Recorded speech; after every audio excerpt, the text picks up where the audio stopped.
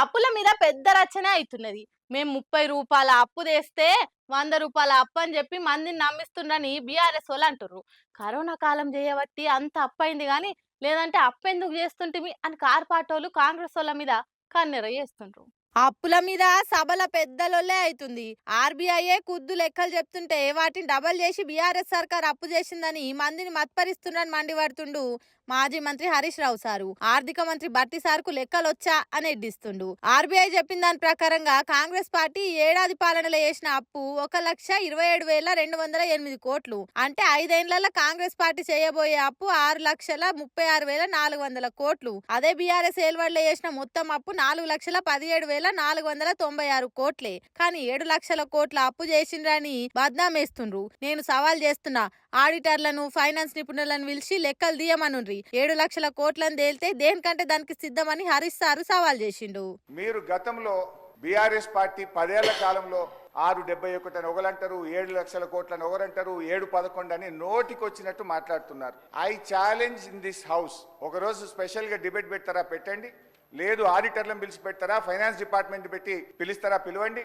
I want to prove 10 ఏళ్ల BRS కాలంలో జరిగిన మొత్తం అప్పు కేవలం 4,17,496 మాత్రమే.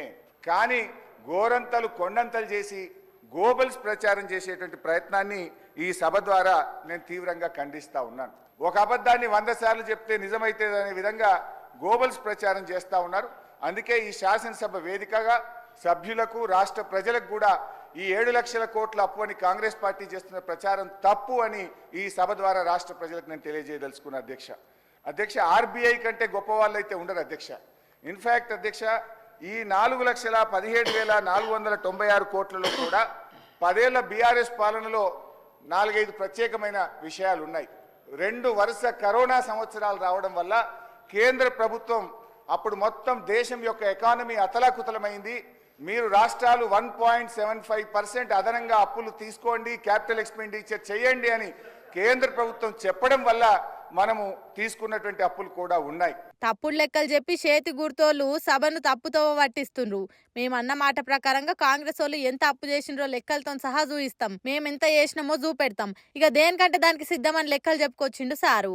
21 ఏండ్లు సభలున్నా ఇట్లా లెక్కల మీద చర్చ అవుతున్నప్పుడు పైసల మంత్రి లేకపోవడు ఇదే తోల్సూరి. ఇట్లెన్నడు చూడలేదు. ఇచ్చిన హామీలను అమలు చేయకుండా మేము అప్పులు చేసినామని మా మీద బద్నామేస్తారా?